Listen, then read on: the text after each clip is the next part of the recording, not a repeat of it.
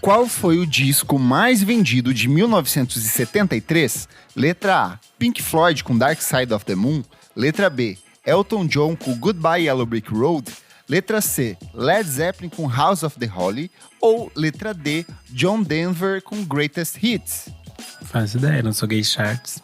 Nick Silva? Vai, Nick. Eu vou chutar a letra B. Elton John? Elton John, Eu ia falar resposta também. errada. A Errado? resposta correta é Pink Floyd com Dark Side Olha. of the Moon, que vendeu 50 milhões de cópias em comparação com os 30 milhões do Elton John. Inclusive, Dark Side of the Moon é o disco mais vendido da década de 1970. Olha! Oi, pessoal, eu sou o Kleber Fak. Olá, pessoal, eu sou Isadora Almeida. Olá, eu sou Renan Guerra. Eu sou o Nick Silva. E no programa de hoje, os melhores discos de 1973. A gente vai voltar 50 anos no tempo para viver esse período da infância do nosso querido Nick Silva e revelar alguns dos melhores álbuns lançados há 5 décadas. E para participar dessa discussão, nós temos a volta dele, que é o editor-chefe do Monkey Buzz Brasil, Maurício Almêndola. Seja bem-vindo. Olá, pessoal. Muito obrigado pelo convite. Sempre um prazer estar aqui com essa turminha boa. Boa, vamos aprontar altas confusões hoje nos anos 70. Mas antes o que, Renan Guerra? Antes, você deve seguir a gente nas redes sociais, @podcast VFSM no Instagram e no Twitter. Além disso, você pode também apoiar a gente. Você gosta da gente? Então doe. É padrim.com.br/podcast VFSM. A partir de R$5 você tem acesso a bastante conteúdo com muita antecedência. Você participa do nosso grupo fechado para apoiadores no Telegram. E você também pode assistir as gravações ao vivo, não é, Kleber? Exato, como Valmor Viana, Jefferson Kozenieski, Fabrício Neri, Rafael Dutra, Jefferson Tafarel, Leonel Moura e Tuane Malman, que estão aqui, ó, todos vestidos com suas roupas hippies ali de início dos anos 70. Além disso, se você gostou desse episódio ou de outros episódios, você pode compartilhar o nosso episódio nas redes, nos ajudar a conseguir o selinho ali de muito compartilhado. Deixe seu like, deixe sua avaliação na sua plataforma de streaming de preferência. Tudo isso nos ajuda a chegar em mais pessoas. É isso. Boa, vamos falar sobre música, gente? Bora. O que aconteceu no mundo em 1973? Nessa época, o Brasil ainda era presidido pelo Emílio Garrastazu Médici, um dos militares ali. Então ele ficaria no cargo até março de 1974. Em 17 de janeiro, morre Tarsila do Amaral, pintora, desenhista, tradutora. Olha isso, que havia gente. nascido em 1886. Eu acho muito louco como essas Muito coisas louco. de passado se misturam assim nesse ponto. Esse ano eu visitei o cemitério da Consolação e o túmulo dela completamente abandonado. Tipo, não tem nem Sério? o nome dela escrito direito, só tem uma plaquinha meio quebrada. Muito triste. Bizarro. Que tristeza. Em 20 de janeiro nasce o cantor Luciano Camargo. Olha que da dupla olha que semana Zezé de maluca. Camargo. O irmão do Zezé? Meu O Deus. Zezé de Camargo Que Luciano. semana maluca, em 73. Em 20 de janeiro, Richard Nixon toma posse do seu segundo mandato como presidente dos Estados Unidos e tempos mais tarde descobriria um grande esquema de corrupção ali do caso Watergate. Todos eles presidente. Exato. 27 de janeiro é a assinatura do Acordo de Paris para o fim da guerra e da restauração da paz no Vietnã. Em 2 de fevereiro nasce o cantor latino. Gente. Tempo maluco. E em 17 de fevereiro morre o Pixinguinha, que havia nascido em Gente. 1897. No dia 3 de abril é realizada a primeira ligação de primeiro telemóvel do mundo, o primeiro celular, o modelo Dynatec, pelo engenheiro da Motorola, Martin Cooper, inventor do aparelho, consagrando Caralho. assim o pai do celular. Em 4 de abril é a inauguração do World Trade Center em Nova York. Caralho. Em 5 de abril nasce o Pharrell Williams, gente. que tá conservadíssimo. Tá ótimo. Em 8 de abril morre Pablo Picasso, pintor e escultor espanhol, ele que havia nascido em 1881. Em 13 de abril nasce o Sabotage. Em 16 de abril nasce o Akon. Em 18 de abril nasce Adriane Galisteu. Ai, Em meu 26 de abril, os presidentes Médici e o pedófilo Alfredo Stroessner, do Paraguai, assinam o Tratado de Itaipu, que nasce em sua cidade. Que nasce em Itaipulândia, exatamente. Na época não existia Itaipulândia, na época existia a Aparecidinha do Oeste, mas que com a construção da usina, a cidade seria coberta pelas águas, dando assim origem à belíssima cidade da pedra que canta, Itaipulândia. Essa é a tradução de Itaipulândia, tá, gente? No dia 19 de junho nasce a Letícia Spiller, a atriz. Que no gira. dia 11 de julho, o voo RG-820 da Varig faz um pouso forçado devido a um fogo num dos banheiros e cai em Paris, na França, deixando 122 mortos. No dia 20 de julho, morre o Bruce Lee. Ele que era um mestre em artes marciais, ator sino-americano, ele que havia nascido em 1940.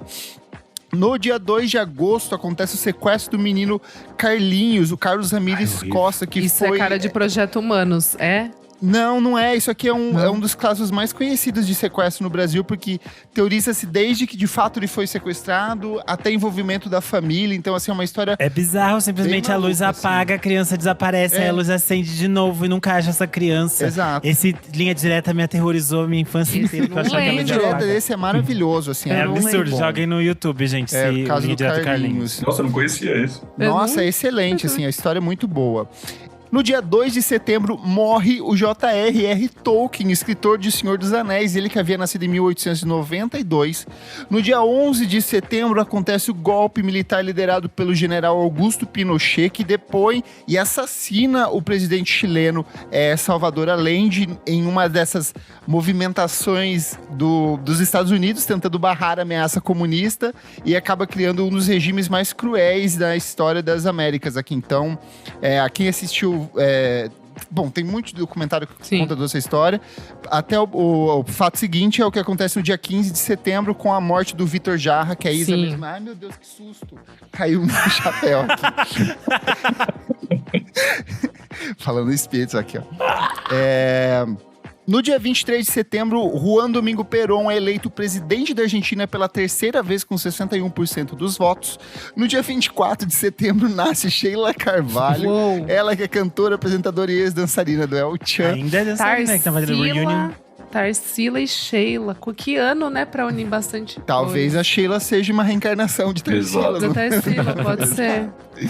No dia 6 de outubro acontece a Guerra do Yom Kippur, que foi um conflito armado ocorrido em 1973 envolvendo israelenses e árabes na região do Canal do Suez, na fronteira do Estado de Israel com o Egito. Então, os conflitos que a gente Essa tá treta vendo vem de longe. agora, Exato. assim, Sim. é muito antiga. Fala de muito estado de antiga. verdade, pô. Em 20 de outubro acontece a inauguração do Sydney Opera House, Olha! aquela ópera em Sydney, né, que tem aquela arquitetura fantástica. Em 20 de outubro nasce o apresentador Rodrigo Faro. Em 24 de outubro nasce o Mad Lip. E no dia 30 de novembro nasce a cantora, Angel! apresentadora e atriz Angélica, ela que tem aquela baratinha na perna. Então vocês estão vendo Linda. assim A que o Angel. ano de 1973 ele foi muito, muito movimentado. Nenhum de nós vivos nessa época, além do Nick?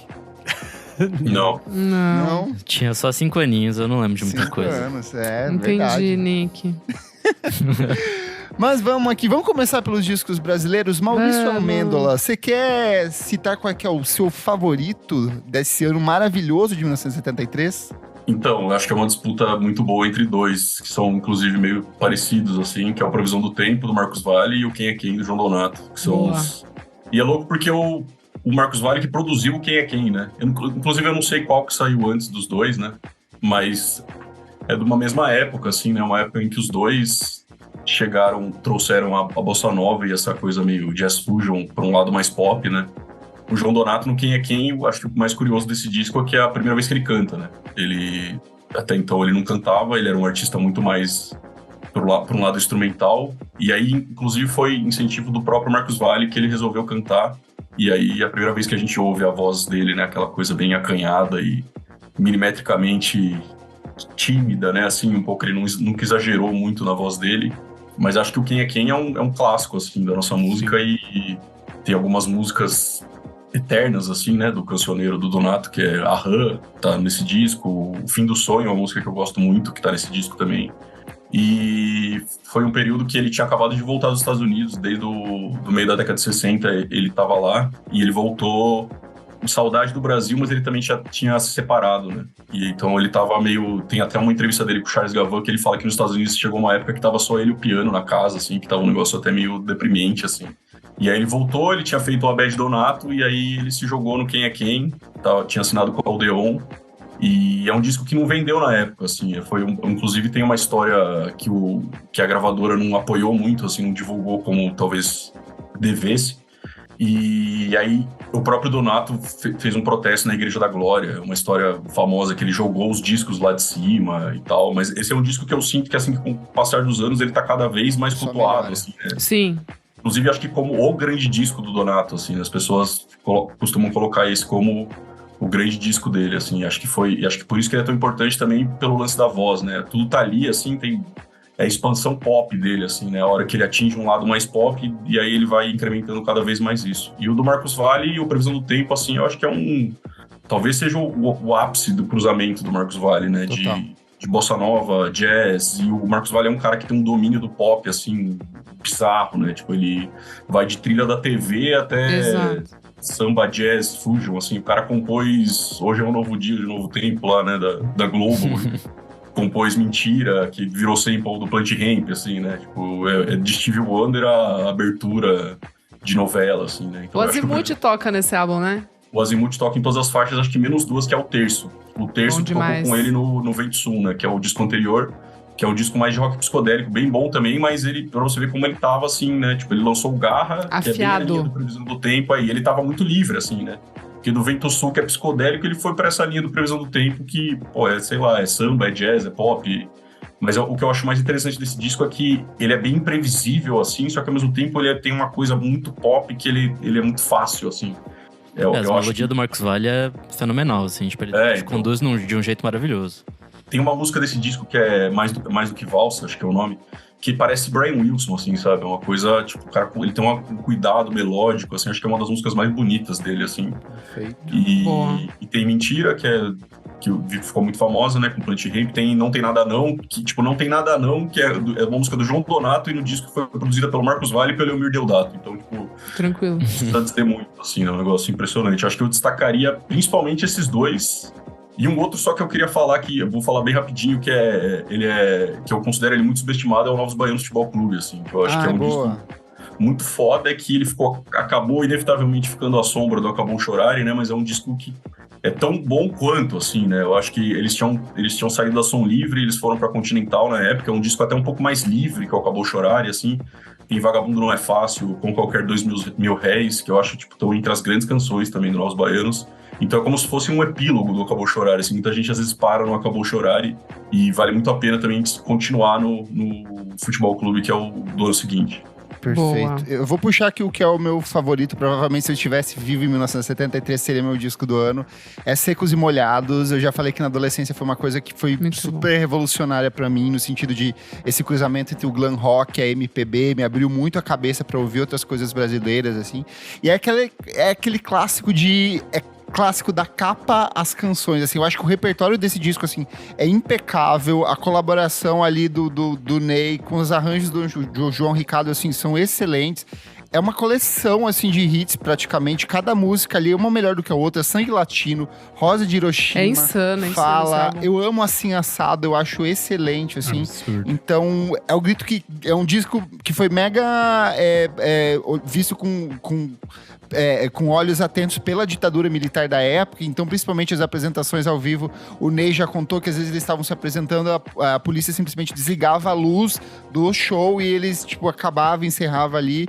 Então eu acho que é um retrato muito importante do Brasil da época, mas que continua reverberando de maneira atual até hoje. Assim. E vendeu muito. E eu ouvi da história do Verocai, que depois que o álbum do Verocai não vendia, a gravadora pegava de volta, derretia e mandava fazer esse vinil dos Secos e Molhados, porque, tipo, vendia absurdamente. Então foi sucesso tipo de crítica mesmo. Minha mãe sempre falou desse álbum, assim, que é um dos álbuns favoritos dela. Então, é muito interessante, porque realmente o pessoal comprou a ideia. E isso é muito maluco.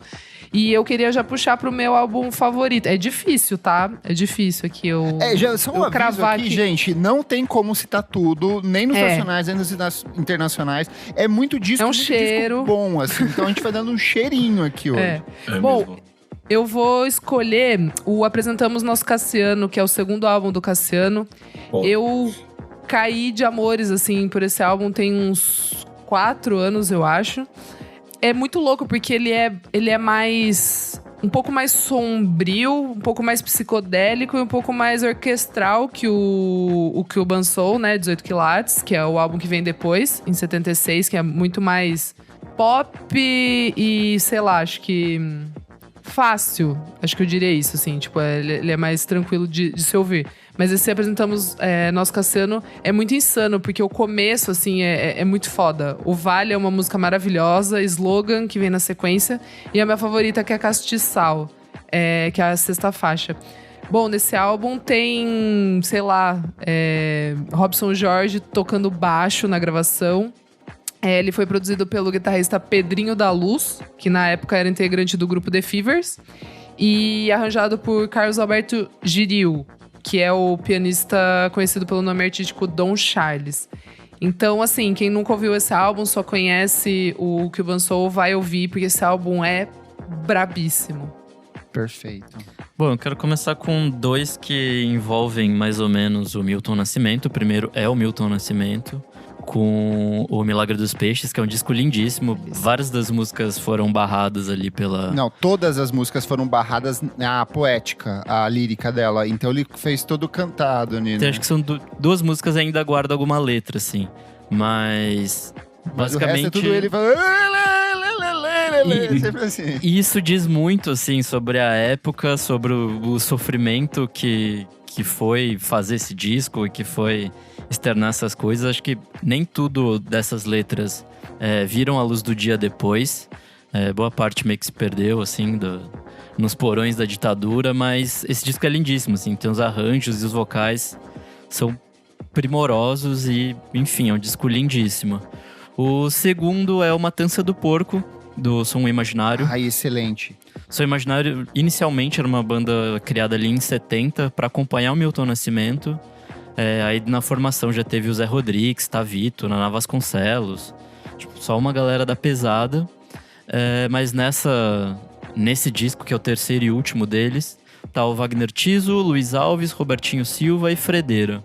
Enfim, é uma coisa bem roqueira, bem psicodélica, bem maluca, assim. É engraçado como, sei lá, quase uma fase prog do Milton, assim, anteriormente. E aí essa banda segue fazendo discos e tal. É interessantíssimo, assim. A faixa Matança do Porco, que é a 5ª, é maravilhosa. Ela é bem longa e tal, bem extensa. Enfim, é um discão. Bom, eu vou ser óbvio. E a minha escolha como meu disco preferido de 1973 é claramente Índia, da Gal Costa. Porque eu acho uma das coisas mais absurdas que a gente tem nesse país em 1973. É um disco surreal que também sofreu com a censura. A capa vinha encapsulada num invólucro azul. Uma das músicas foi censurada, que era Presente Cotidiano, do Luiz Melodia. E tem um time maluco trabalhando nesse disco, né? A direção musical é do Gilberto Gil. Além disso, tem participação do Menescal, do Wagner Tiso, do Verocai, do Chacal. Tem a presença do Rogério Duprat no arranjo orquestral ali da faixa título Índia. E tem a presença perfeita do Dominguinhos, que eu acho que o encontro da Gal com o Dominguinhos é muito absurdo. Eu acho que esse show também era uma coisa absurda. É um momento muito único pra Gal. E eu acho que Índia pra mim, tá ali no meu top 5 da Gal de coisas mais absurdas que ela fez. É desse disco que tem Pontos de Luz, não é? Isso, que depois seria pego pelo Cadranada. Sim. Quero puxar 2 estudos de violão aqui que eu acho fantásticos. O primeiro é talvez o meu segundo disco favorito, que é o João Gilberto, com o álbum João Gilberto. É o da capa branca ali, com uma estética minimalista maravilhosa. Esse disco, pra mim, assim, é o ápice do João Gilberto. Eu acho que criativamente ele é onde ele mais brinca com as possibilidades. Tem nesse disco um Ju, que é uma das minhas músicas favoritas dele, que é o João Gilberto fazendo uma bossa nova, só que não intencionalmente ele cria uma música psicodélica a partir disso, assim. Então, é um disco que tem sido redescoberto justamente por conta dessa questão de como ele consegue ir para outros campos da música, mesmo fazendo a habitual bossa nova jazzística dele ali. Tem a releitura dele que é bem estranha de Águas de Março, mas que funciona muito dentro desse enquadramento do disco. Então é um trabalho sensacional, gosto demais dele. E tem também o disco do Baden Powell, que é o Solitude on Guitar, que é um dos... É lindíssimo, assim, eu acho que é o trabalho onde ele fica... É basicamente ele e o violão, né? Então alguns dos discos do Baden Powell a gente tinha muita questão da percussão entrando como elemento complementar ali. Esse aqui é só violão o tempo inteiro e o homem, assim, é um monstro. O que ele faz com um violão, acho que nem o Hendrix fez com a guitarra, assim. É sensacional as direções que ele vai, um som totalmente labiríntico, às vezes melancólico, então, assim, é de uma riqueza absurda o trabalho do Baden Powell nesse álbum. Eu quero puxar um aqui que também é bem favorito pra mim, que é o Pérola Negra, do Luiz Melodia. Bom, saiu em 73 e veio depois do sucesso, né, das gravações da Gal e da Maria Bethânia, das canções Pérola Negra e Estácio Rolho Estácio, que estão nesse álbum. Cara, eu acho muito bom, não tenho muito o que falar, assim. É o primeiro álbum dele, tem, sei lá, tem samba, rock, soul. Ele é triste, mas ele é meio sagaz, assim. Tipo, tem umas letras que eu acho muito interessantes. E sei lá, eu acho a capa muito icônica, tudo assim, tipo... Eu acho incrível esse álbum, assim, E é um disco bem difícil de definir mesmo, ele é difícil, assim, de você... O que ele é, né? Tipo... Que ele é muito diverso, né? Ele vai pra todos os cantos, mas acerta em tudo também. E ele é muito Luiz Melodia. Não sei o que isso significa, assim. Mas eu acho que é um ótimo cartão de visita. Eu acho que é um ótimo cartão de visita de um artista. Ele foi lido de formas negativas, né? Por essa dificuldade de classificar ele e de colocar ele, né? Tentarem encaixar ele em alguma coisa. Mas ele era oficialmente Luiz Melodia, não tem como encaixar ele em alguma coisa. E acho que por isso que esse disco é tão interessante, vale ser ouvido pra você entender também o que a gente tá falando aqui dessa multiplicidade. Boa. Tem uma história, acho que é no Refavela, do Gil, que foi 2 anos depois, acho, de 75, se eu não me engano. O Refavela, que o Gil, ele ficou muito, assim, fascinado pelo Luiz Melodia, que ele achava que o Luiz Melodia, ele estava realmente seguindo o caminho do que era fazer uma música brasileira, negra, total, com todas as possibilidades e com tudo, assim, de um jeito de subverter esses significados, assim, né? Entrar e sair de estruturas possíveis, que ele falava que a Refavela é o Luiz Melodia, assim, ele chegou a falar isso, assim, que é bem interessante. Eu acho que isso já diz muito de como é difícil de classificar o Pérola Negra, assim. Eu acho que nessa questão dessa dificuldade de classificar algumas coisas, eu acho que 1973 é um ano muito característico nesse sentido de brincar com as possibilidades de muitas formas. A gente vai ter o Caetano Veloso com Araçá Azul, que é um disco completamente não musical, experimental, bizarríssimo. Bafo. Foi o que aconteceu também com o disco do Verocai. A gravadora tirou de circulação porque não estava vendendo nada, as pessoas devolviam os discos pra loja porque eles não entendiam o que estava acontecendo ali. Mas a gente vai ter também o Walter Franco com Ou Não, a gente vai ter o Sérgio Sampaio com Eu Quero Botar o Meu Bloco na Rua, que vão trazer um pouco dessa questão, é a onda dos malditos, né, desses cantores mais paralelos da MPB ali, mas que de um jeito ou de outro vão estimular tudo que a gente entende como indie hoje em dia e de seguir uma linha pouco comercial, distante das gravadoras, meio que tem esse início, esse aquecimento ali. Então, nesse sentido, o próprio Tom Zé, com Todos os Olhos, é um disco mega experimental, torto, estranho. Tem um fundo de música pop, mas é totalmente retorcido, fragmentado, assim. 72, a gente tem aqueles grandes discos clássicos, assim, de rock, de psicodelia, de música brasileira. E aqui as coisas começam a ser completamente pervertidas, assim. Então eu acho muito fantástico esse contraste entre o ano anterior, que é maravilhoso, e esse ano que também é tão maravilhoso quanto, sabe?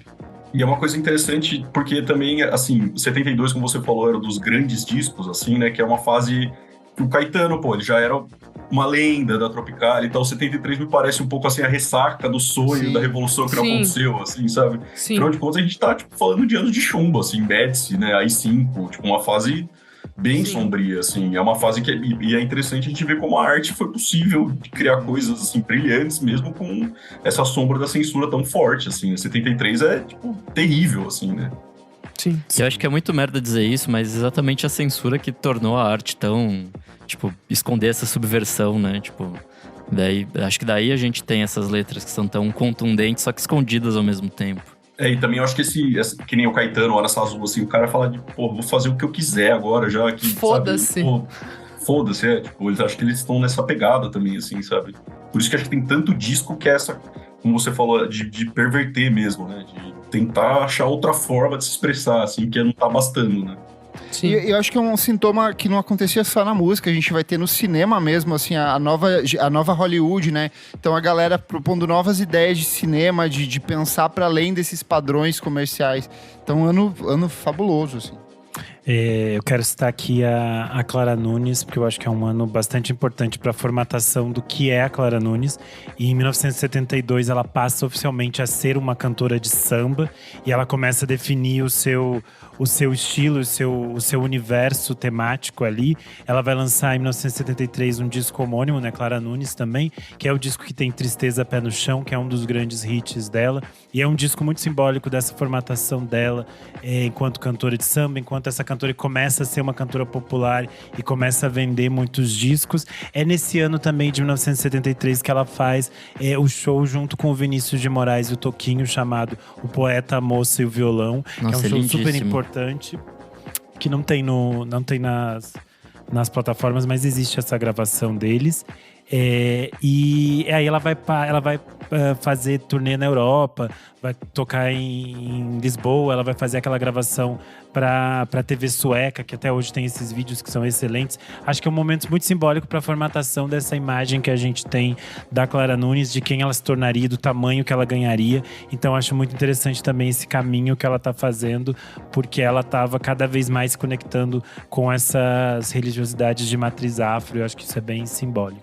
Bom, eu tenho que ser honesto comigo mesmo e falar de Jorge Ben, porque ele tem uma semi-coletânea lançada esse ano, que é 10 anos depois, comemorando 10 anos de carreira.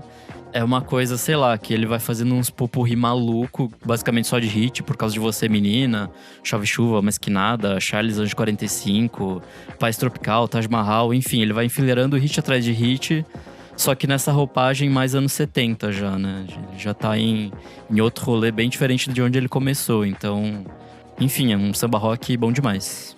Perfeito. Tem um aqui, tal qual Chaves e outras coisas que são muito consumidas pelo grande público e acaba virando meio que um clichê, uma coisa quase insuportável. O Raul Seixas lança em 73 o que talvez seja o melhor álbum da carreira dele, que já ficou muito estigmatizado, porque todo mundo, Raul Seixas, virou até piada, o clássico Toca Raul, que ninguém aguenta fui na mais. aula, mano. Nunca Mas fui assim, na aula. de verdade, é um baita de um discão, é um puta disco de rock, assim, gosto demais. Tem a minha música favorita dele, que é Ouro de Tolo, que é justamente a música de encerramento. É Mas muito esse boa disco essa. tem Essa Mosca eu não sei na como Sopa. passou na ditadura. Assim, Não, ele não tem nada de tanto assim, é porque porra, é super parece política essa letra. Não é política, ela fala sobre existencialismo, existencialista, niilista, não é né? política, é niilista, sobre a conquista das pessoas, não tem nada de político assim nesse Nossa, sentido. eu vejo super política nessa Não música. sei. Mas esse disco tem Al Capone, Metamorfose Ambulante, tem Rock Xixi. Então, assim, é um disco sensacional. Ele começa com o Raul imitando o Elvis ali na Good Rockin' Tonight, assim, numa coisa bem estilizada de rock and roll. A capa, eu gosto demais dessa capa desse disco, assim. Mas, de novo, é um disco que já foi tão as pessoas exaltado e propagado, assim, que começa a ficar meio clichê, assim. Mas, de fato, é um baita de um disco muito bom também. Eu gostei do paralelo com Chaves. Porque é uma coisa que tem seus momentos legais, só que as pessoas saturam demais o tempo inteiro, sabe? Muito bom. Eu vou só citar aqui Paulinho da Viola com Nervos de Aço, pois Maravilhoso. belíssimo. Gente, O o homem já homem trouxe mais triste do mundo. já trouxe a capa, né, no episódio lá que a gente falou sobre capas, né? Uhum. Foi de capas, né? É. Enfim, bafo esse álbum, hein? O Sufjan Triste. Stevens original. É isso. É isso. Bom, eu quero falar de Matita Perê, do Tom Jobim. É um disco bem esquisito, assim. Ele sai bastante dessa coisa... Enfim, dessa coisa bossa nova que ele tava fazendo nos anos 60. Vai pra uma coisa bem diferente, bem orquestral. Tem os arranjos do Klaus Ogerman, que é um maestro alemão. E, enfim, é um disco bem interessante, assim. É bem legal. Tem músicas bem conhecidas, como o Águas de Março, que já abre. Mas tem outras coisas mais, sei lá, talvez obscuras dentro da carreira do Tom Jobim. Mas vale a pena. É um disco bem sisudo, assim, até pela capa dá pra ter esse tom, a capa preta com uma fotinho dele de bigode. Enfim, um disco interessante. Ninguém vai puxar o Tim Maia 73 aí? Nossa, Putz. verdade. Tava aqui na minha... Vai na lá, minha então. Fala, sequência. Senão eu falo. Eu acho que Tim Maia é que nem o Roberto, tem sempre um disco em quase todo ano nessa fase. E são todos, assim, pedradas. O do Roberto desse ano também é ótimo, aliás. Mas acho que vale citar aqui o do Tim Maia. Ele tá com um lookinho meio azulzinho na capa, que eu acho bafo. E é o disco que tem Gostava Tanto de Você, que eu acho que é, tipo assim... daquelas canções que quase Clássico todo de brasileiro karaokê. sabe cantar. Mas é um discão, é dessa fase que ele tava... Que é Abre essas com coisas- Réu Confesso, que é Abre com Réu- espetacular.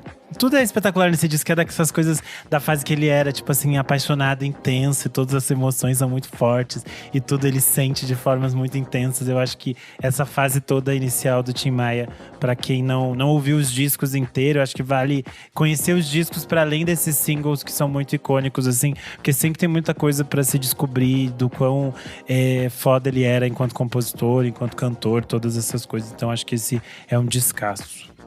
Nossa, esse ano também tem os Tinquans, com os tem Tinquans Tinquans. de 73, é disco absurdo de bom. Já começa com Deixa Gira Girar, clássico, bom demais. É o meu favorito deles. Não, eu ia puxar só o que tem um disco que é uma parceria do Donato com o Deodato, né? Que chama Donato e Deodato. Nossa, verdade. Tem só 8 faixas, assim, e é instrumental, demais. mas também fabuloso, assim. Acho que tem muita coisa que a gente ouve hoje, assim, tipo...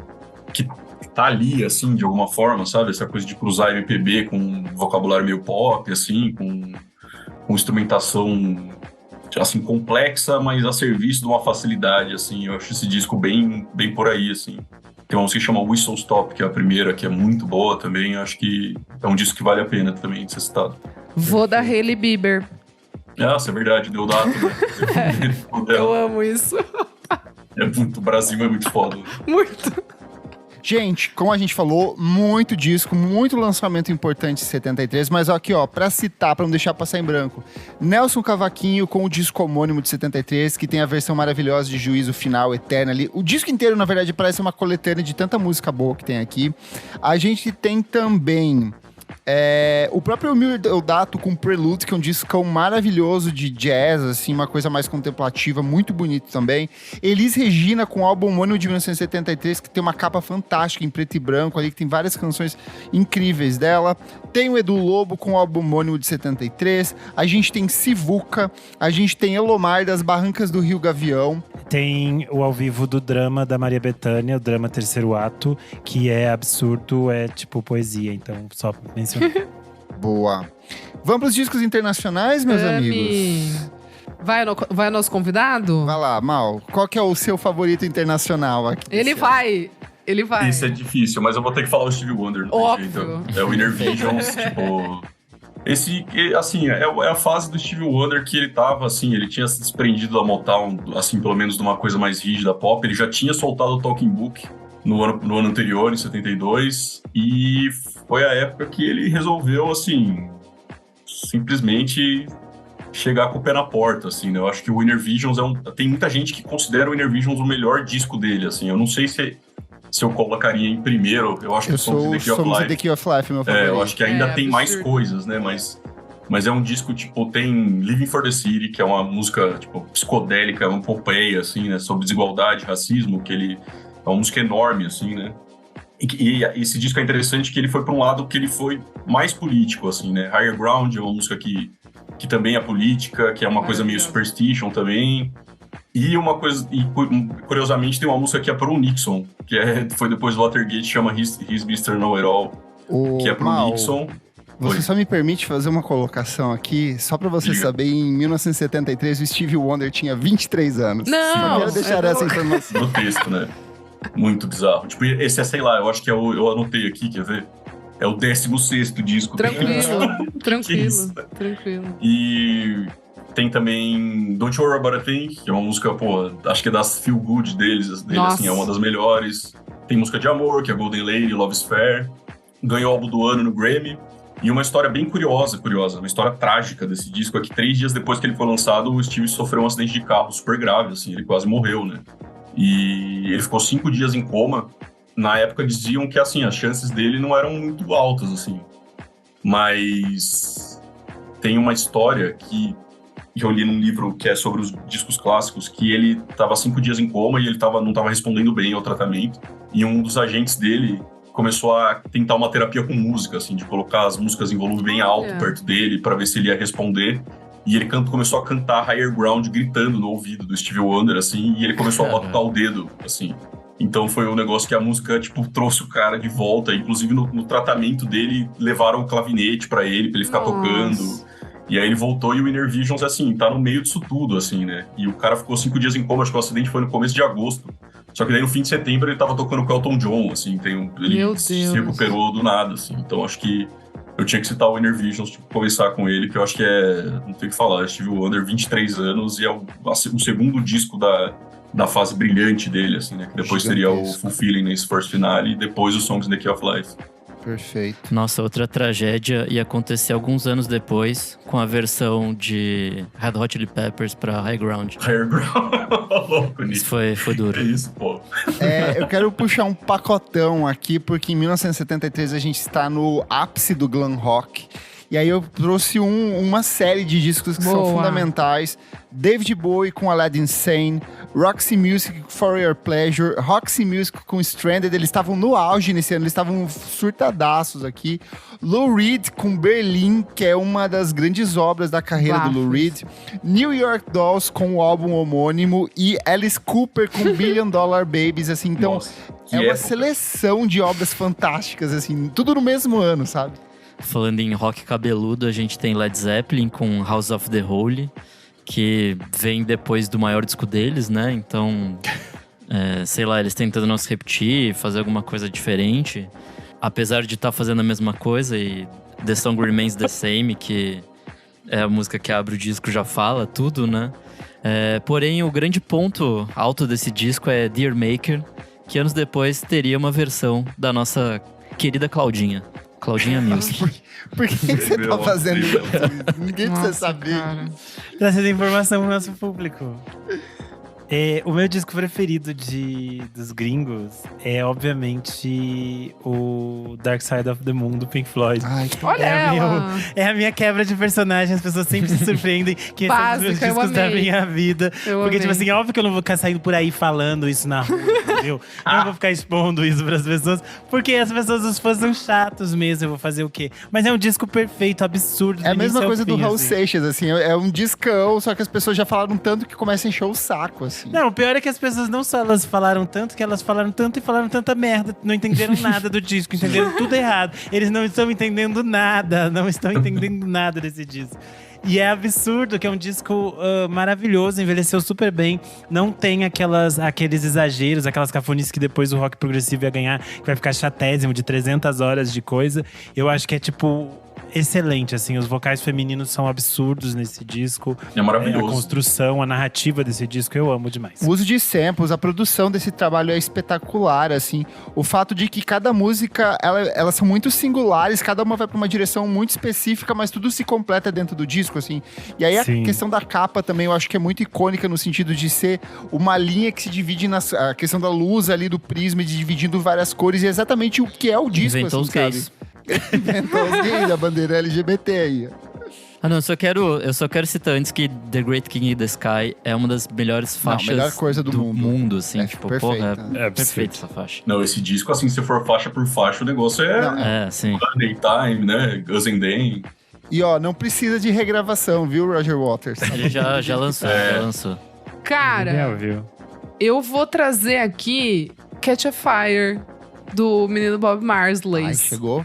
Cara… Nossa, amiga, o que é isso? É um dread na sua cabeça? Gente, mas é que eu gosto muito desse álbum, não tenho o que falar. A eu nossa gosto Adele muito. Red. Então, é o quinto álbum do menino Marsley, e daí, né, tem o The Wailers, e, cara, tem muito clássico, tipo Concrete Jungle, Stir It Up. Cara, eu acho foda esse álbum, não tenho muito o que falar, e no mesmo ano também, seguindo a linha aqui, Tootsie the Maytals com Funky Kingston, também classicíssimo, que a gente já falou aqui algumas vezes. Então acho que eu precisava falar que, além de toda essa psicodelia e maluquice, também tinha os meninos do reggae. Malditos meninos do reggae. 73 é um ano, assim, que, tipo, tem muito disco bom de soul e funk, assim, né? Tem o Plus 3 do Wesley Brothers. Se você quiser puxar o pacotinho que eu montei ali, Tá. fica à vontade pra citar todos. Tem o 3+3 do Wesley Brothers, tem o Fresh do Sly and the Family Stone, que é muito foda. Muito bom. Tem o do Tower of Power, que é o Tower of Power mesmo, que é um disco que, tipo, acho que é o disco que mais vendeu deles, que tem So Very Hard to Go. Que inclusive é a música que toca no Cidade de Deus, quando matam o Benê. Me marcou, assim, que começa a tocar essa música e apagam a luz e aí ele toma um tiro. Essa cena é absurda. Muito. Ah, e tem Let's Get It On também, do Marvin Gaye, que é Nossa, do mesmo música é ano, perfeita. que é essencial. O Let's Get It On é uma coisa impressionante, assim, né? Que o cara fez What's Maravilhoso. Going On, tipo, um disco totalmente político, assim, né? Um puta salto no som. Aí ele fez a trilha do Trouble Man, aí depois ele fez Let's Get It On. Assim, Agora Amor. vamos transar. ele Transar. falou, agora o negócio ficou sexy agora, foda-se. Mas o que eu quero destacar é um que não é tão comentado, mas é o Extensions of a Man, que é o último disco do Donny Hathaway, que é o último musical, assim, de estúdio dele. É de 73? É de 73 esse. Ó. Que é um disco que o Donny Hathaway, ele tinha 28 anos nessa época, e foi a época em que ele foi diagnosticado com esquizofrenia paranoide, que foi um negócio que basicamente acabou com a carreira e com a vida dele, assim. Mas nesse disco, ele talvez seja o grande disco dele, assim. Tem Someday Maravilhoso. Walk Free, Maravilhoso. que virou incidentalmente, assim, virou um hino de igualdade racial, que foi até usado no filme do Malcolm X, que o Spike Lee fez nos anos 90. Uhum. Só que, a princípio, essa música era uma música que o Edward Howard, que era um amigo dele, fez sobre a condição mental do Donny Hathaway, assim, que a liberdade seria ele ficar livre Nossa. das vozes da cabeça e tal. É uma música, maravilhosa, assim, foi sampleada pelo Jay-Z no Legacy, do 444 também. Já foi gravada pelo Sérgio Mendes, pela Aretha Franklin, Bobby Womack, muita gente. Virou um clássico, assim. E nesse disco tem um cruzamento de soul com gospel. Tem I Love You More Than You Will Never Know, né? essa também, I Know It's You, que eu acho que é um dos sons insana.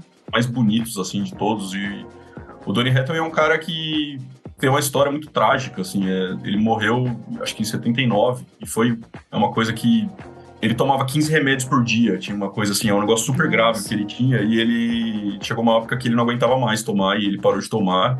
Só que aí as coisas voltaram, né? Ele começou a ter de novo, ele tinha uma paranoia muito forte, e uma vez ele brigou numa gravação e foi pro hotel, e aí ele caiu da janela, assim. Tem gente que acha que foi suicídio, mas me parece mais assim, tem muitas hipóteses que, na verdade, ele estava fugindo das vozes, assim, não que necessariamente ele Sim. tenha querido se jogar, assim, né? Mas eu acho que é uma das maiores vozes do soul, assim, tipo... É o cantor preferido do Ed Mota, pra gente ter noção de qual é o cara mais exigente que existe, né? Assim, é o cantor favorito. Inclusive, o Ed Mota, ele mesmo diz que ele imita o Donny Hathaway, assim, né? Que é aquela coisa de colocar ar, assim, né? Que ele vai cantar, ele não faz ele faz coloca, tipo, um arzinho junto com a voz. Então eu queria destacar esse disco que é, assim, maravilhoso. E um disco que traz o que tem de melhor do soul e ao mesmo tempo tem uma coisa meio que comove, assim, né? Porque você se coloca no lugar do Donny, das histórias e dessa tristeza de uma condição mental que ele não conseguiu, infelizmente, escapar, assim. Eu acho aproveitar esse embalo aqui do tópico e citar a estreia do Rufus, de 1973, que é o álbum que lança a Chaka Khan. Eu acho que o Rufus tem outros álbuns melhores depois que a Chaka Khan briga com eles e impõe a voz dela na frente, mostrando que ela era a maioral da banda. Mas eu acho que é um momento muito simbólico de nascimento, assim, do grupo. Eu acho que o Rufus, pra quem gosta de R&B, funk, precisa conhecer os discos deles. O trabalho deles junto com a Chaka Khan é excelente. Esse disco é tipo um pé na porta, assim, muito legal. Então vale citar aqui menção. E depois leu o seu 5x1, o Monkey Buzz da Chaka Khan. Isso, verdade, sobre a Chaka Khan. Bom, vamos voltar aqui para pra fase Setembro Amarelo do programa e falar de Quadrophenia, do The Who, que é um descasso que também fala sobre questões mentais e tudo mais. É o segundo ópera rock do The Who, e já é uma coisa, sei lá, bem mais expansiva que o Tommy. Eu acho que tá bem menos calcado nessa coisa psicodélica anos 60 que foi o Tommy, e vai pra uma coisa bem mais roqueira, assim. O plot gira em torno de um cara que tem 4 personalidades dentro dele, então essas 4 personalidades vão aparecendo ali ao longo do disco. É bem interessante. Ganhou um filme também, que é um filme menos ruim que o Tommy, mas ainda assim é um filme esquisito, como tudo que o The Who fez para além dos discos, né? Mas enfim, é um descasso, assim, vale muito a pena. São 80 minutos de rock, sabe? É interessante. Bom demais. Cara, eu vou continuar nos rocks aqui e eu vou com o meu favorito, que é o Goat's Head Soup dos Stones. É muito louco, porque eles tinham lançado o Exile on Main Street, daí depois eles lançam esse álbum. Tipo, caralho, né? E eles, assim, estavam completamente em outra dimensão, usando muita droga. Eles ainda estavam com aqueles problemas lá das Problema fiscal. taxas. Problema fiscal lá. Então esse álbum, ele foi Fazendo o Neymar do rock. Então esse álbum foi gravado na Jamaica, nos Estados Unidos e uma parte no Reino Unido. Cara, tem Andy, que acho que é a música mais famosa do álbum. Mas tem 100 Years Ago, que eu amo. Cara, é um álbum bem interessante. O Dinheiro Preto, maneira no cara aí, que você já falou umas 4 vezes. Desculpa. Mas na verdade não desculpa. Se eu quiser, eu vou continuar falando. Não serei silenciada. Eu gosto muito da capa desse álbum. É o Mick Jagger com um véu, assim, na cara. Eu acho muito bonita. Não sei. Pra mim parece que é eu sempre achei que era ele na cabeça num saco, sabe? Então, como se tivesse cortado. Eu sei lá, eu gosto bastante. Que mais que eu posso falar desse álbum? Cara, ouçam. É um belíssimo álbum. E, tipo, eu sei que os caras o cara do War on Drugs é muito fã. E daí saiu uma versão deluxe também, recentemente, desse álbum. De comemoração de, acho que 50 anos mesmo. Só que saiu, acho que final do ano passado, alguma coisa assim. E ele regrava alguma faixa. Tipo, eu não lembro se ele mixa de novo uma faixa. Alguma coisa nesse sentido. Mas eu sei que ele, tipo, gosta muito desse álbum e sempre fala que é, tipo assim, um dos favoritos da vida dele. Então você que é roqueiro, não deixe de ouvir. Posso puxar um pacote de som aqui? Não vou nem falar, porque são muitos discos, mas Killing Me Softly, da Roberta Fleck, é um puta disco dessa época. Perfeito. Tem o Touch Me in the Morning, da Diana Ross, é excelente, é um disco mais romântico dela, menos ainda sem chegar muito na disco. O Call Me, do Al Green, que é muito foda também. O Live at Kennedy Hall, do Bill Withers, que acho que é um dos discos mais legais ao vivo, assim, um negócio maravilhoso. Meu favorito, então, é de 73? É meu favorito, é de 73. Então. Nossa senhora. Tem... Insano. The O.J. Chiparroy, o da Isaac Hayes, o Joy, esse do Billy Paul, War of the Gods, é muito bom também. Então acho que o Soul, essa época, tava um negócio assim... Foi a época que eles começaram, acho que, usar um LSD, assim, né, um pouco mais forte. E o negócio começou a ficar um soul lisérgico, assim. Eu queria só destacar que não é de soul, mas que é o primeiro disco do Tom Waits, que é o Closing Time. É maravilhoso! E eu recomendo ouvir ele meio que como uma dobradinha com o Heart of Saturday Night, que é o disco seguinte, que é aquela fase pré-Tom Waits, vozeirão e múltiplas personalidades. É uma coisa meio jazz. Olha que legal. Ele é até bem regular quando você pega os trabalhos posteriores. Assim, ele é um dos mais tocados, inclusive até hoje. Se você abre o Spotify, você vai ver que ele tá lá com algumas das músicas em primeiro lugar. Mas ele é um outro Tom Waits, assim, bem diferente do que a gente Talvez eu goste, então. Porque eu... esses dois é a dobradinha perfeita. O Closing Time e o Heart of Saturday Night. São discos mais acessíveis, assim, vamos dizer assim, e ele não tá com aquela voz aí, assim, uma coisa mais jazzeada. E outro que eu queria falar é o Red Hunter, do Herbie Hancock, que é tipo um dos discos de jazz, mas assim, o negócio... O cara levou o Jazz Fusion pra, sei lá, acho que esse disco, eu notei que ele ficou em 12º no Billboard 200, assim. Nossa! Então era interessante como o Hancock era um cara que tocava com Miles Davis e tal, mas ele mesmo diz que ficou muito fascinado com o Sly and the Family Stone, com o James Brown. Então ele quis também fazer um disco de colocar os sintetizadores na frente ali, né? Tocar um Fender Rhodes, trocar os pianos Inclusive tem uma música que chama Sly no disco, né? Então queria só destacar o Red Hunters também, que é um disco, e Watermelon Man, acho que é uma das músicas assim mais fenomenais, instrumentais. Assim. Essa música é uma viagem total. Assim. E o legal é que ela tem uma versão anterior orgânica, de uns 10 anos atrás, assim. Exato, que era, tipo, de 62. Outra coisa completamente diferente. E continuando aqui no jazz, tem Mahavishnu Orchestra com Birds of Fire, que é maravilhoso, e o Chick Corea com Light as a Feather também, bem bom. Quero ir para um bloquinho dos experimentais malucos aqui, mas antes citar o Mike Oldfield, que lançou nesse ano o Tubular Bells, que é um dos discos mais vendidos esse ano, tá no top 10, ele tá no top 5, se eu não me engano, é um disco instrumental, o Mike é um compositor britânico, só que uma das canções é a música tema do Exorcista, então assim, ela acabou popularizando ainda mais esse disco, que ele tem todo um tipo de instrumentação meio percussiva, assim, é um trabalho fantástico, vale muito a pena mergulhar. Mas indo aqui para os experimentais, tem para mim o último disco bom do Khan, que é o Future Days, eu ia falar. que é amo, fantástico, assim. Amo. John Cale, ex-The Velvet Underground, com Paris 1919. Cara, se a gente ouve hoje, sei lá, Kate LeBon, Wise Blood, essas cantoras que metem umas pianolas ali no meio, uma coisa meio medievalesca, é nesse disco que ele consolida isso, esse tipo de estética de art pop. A capa do disco também é fantástica. Perfume Genius também já bebeu muita coisa desse disco aqui, vale muito a pena. Tem os alemães do False, com False 4 também, que é o outro disco incrível de krautrock. E tem também o Todd Rundgren, que é com a Wizard, a True Star, que é uma das grandes obras da música psicodélica. O Kevin Parker do Tame Impala é apaixonado, é fissurado por esse dele, disco. International Na verdade, Feel. todos os caras psicodélicos que a gente gosta hoje beberam e roubaram muita coisa desse trabalho fantástico do Todd. Então, assim, vale muito a pena mergulhar quem não conhece. Eu quero falar um de maluquice também, seguindo maluquice. Foi uma banda que eu comecei a ouvir. É porque eu comecei a ouvir mais rock argentino esse ano, né? E aí eu caí no Pescado Rabioso. Ai, maravilhoso. Maravilhoso. É que assim, na real, esse álbum é... É meio que projeto paralelo, né, do Spinetta. Do Luiz Alberto Spinetta. E daí eu acho que é o último.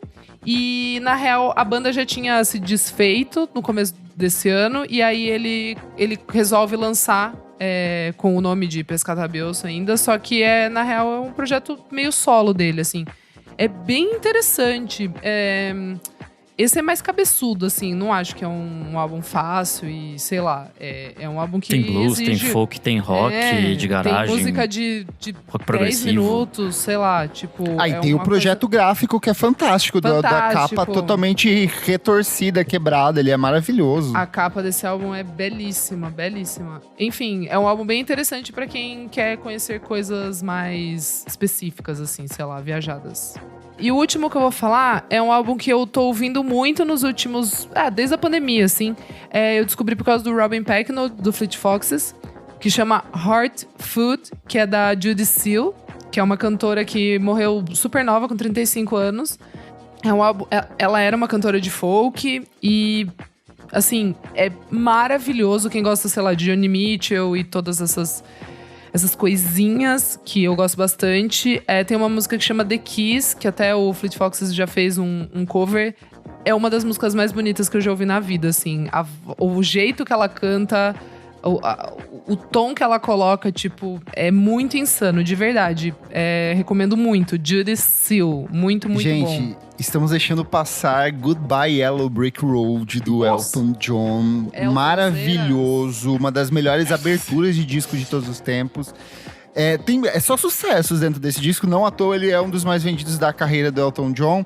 Tem Candle in the Wind, que mais tarde ela ganharia um outro significado com a morte da princesa Diana, assim, nos anos 90. Mas tem a própria faixa título, tem Ben in the Jets. Então é um disco de música pop, de rock, com os teclados ali frenéticos. É um disco fantástico, tem muita camada. As músicas são bem mais... você colocou na enquete, né? Ele vendeu 30 milhões de cópias nessa época, assim. Até hoje ele é parte do repertório ao vivo do Elton John, de onde vem muitas das faixas que ele apresenta ali nessa turnê que tá circulando já há bastante tempo. Cara, é essencial, assim, pra quem quer mergulhar na obra do Elton John, acho que é um bom começo esse disco aqui, porque dá uma boa sintetizada na força criativa dele, assim. Posso puxar um de rock que eu não falei? Vai, de meu rock? Eu queria falar roqueiro. Veste essa. Bota esse seu cinto de rebite aí. Ai, eu amo! O último disco de estúdio do Faces, a banda do Rod Stewart com Ron Wood, Ronnie Lane e tal. É um descasso, assim. O Faces, eu costumo dizer que o Faces é o sonho, assim, né? Eles tiveram banda enquanto eles queriam e depois eles largaram mão. O Rod Stewart estava muito famoso já, o Ron Wood depois foi pros Stones, assim, mais tarde, né? Então, e é um disco que vale muito a pena. Tem o Lala, que é uma grande faixa, tem Glaring Sorry, que é muito bonita também. Puta, esse álbum é foda. É um descasso também. E foi o último de estúdio deles, meia horinha de rock setentista pra você. Capa belíssima também. Fazer só uma menção ao A Little Touch of Shemilson in the Night do Harry Nilsson, porque eu adoro o Harry Nilsson. Bafo! Olha chique. você mostrando essa skin, eu amei! Eu adoro o Harry Nilsson, é culpa da Amy Mann, ela me fez viciar nas coisas dele. Ai, que tudo! Pra mim é culpa da Mariah Carey. Pra mim é culpa do The Wall. Eu descobri depois, eu fui pela Amy Mann e eu fiquei, ué, Mariah Carey veio aqui, gente, ela já passou aqui nessa sacola. Boa. Um que a gente ainda não falou foi o Ben on the Run, do Paul. É o terceiro álbum de estúdio dele. E com a banda, né? Eu acho que… com o Wings, eu acho que é um disco… Talvez seja… Na minha opinião, é o grande disco solo dele, né? Tem gente que gosta mais de outros, mas eu acho que é o mais… Talvez seja o mais unânime. Ali tá a magia, fala aí, Mal. O Ben on the Run a própria música Ben on the Run, né? Nossa senhora, e quando ele toca ao vivo, veremos em dezembro, hein? Então, tem Let Me Roll It também desse disco, que é muito boa. 1985 é desse disco. Jet é desse disco. Sequência de clássicos. É um descasso, assim. Acho que é o Paul mais livre ainda, né? Assim, a época que ele já… Talvez os Beatles já estavam no retrovisor, vamos dizer assim. Já passou sim, e agora vambora, assim. E é fantástico esse disco. Nossa, que ano, hein? Tem muita coisa. The Payback do James Brown desse ano. Não, é excelente. Você acabou não falando na hora que você falou dos discos de artistas negros, mas esse é essencial, assim, um dos melhores da carreira Os do Bruce Springsteen também. Tem muita coisa boa esse ano. Mas só puxando pro McCartney, sempre que os meus amigos viajam pra fora e eles perguntam, e eles acabam parando em alguma loja pra comprar disco, e eles perguntam se eu quero alguma coisa, eu falo, me surpreenda com o disco local. Então um amigo meu trouxe o Low do David Bowie de Berlim, quando ele visitou. Uma amiga minha trouxe o Band on the Run da Inglaterra, quando ela visitou. Então tem o vinilzinho da época, assim, super Nossa, que legal. Acho muito chique, gosto demais. Falando em Os The Beatles, tem George Harrison também com disco esse ano, Living in the Material World. E tem o John Lennon com Mind Games também. É verdade. Nossa. Então, só coisas boas nesse disco. Bom, gente, acho que vale também a gente falar de um rock sujo, Very Loud, que é o Iggy com The Stooges, Raw Power, que tem aquela capa emblemática. Poder cru. Rock para meninas e meninos que estão revoltados. E menines. Meninas que querem gritar, que querem colocar uma calça apertada, um cinto baixo ali, sabe assim? Só com um top ou sem camiseta, bem suado no CBGB. Acho que é sobre isso. Boa. Vamos ver, só pra citar aqui o que a gente acabou não falando…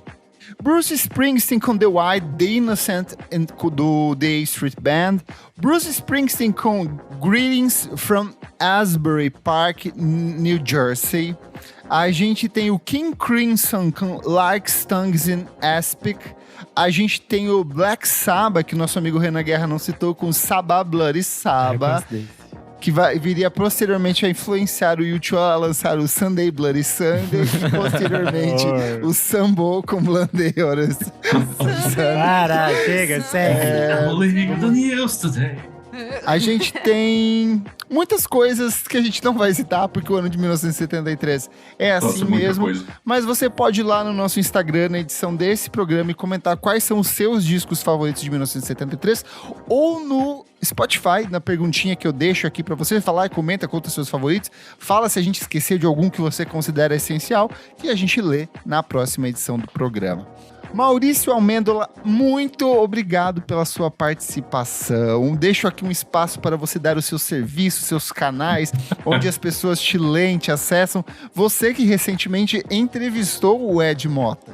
Sim, entrevistei Ed Mota e Ana Frango Elétrico na sequência. Foi brabo.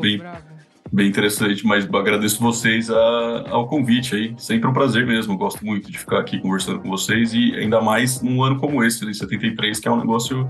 Assim, os discos que a gente falou aqui tem música pra uma vida, assim, se você quiser ouvir, e vai ter muita coisa boa, assim, no Brasil, internacional, e é isso. E no mais, eu sou o Maurício Amêndola e acompanho o Monkey Bus.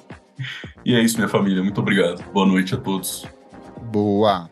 Vamos pro próximo bloco do programa. Não paro de ouvir.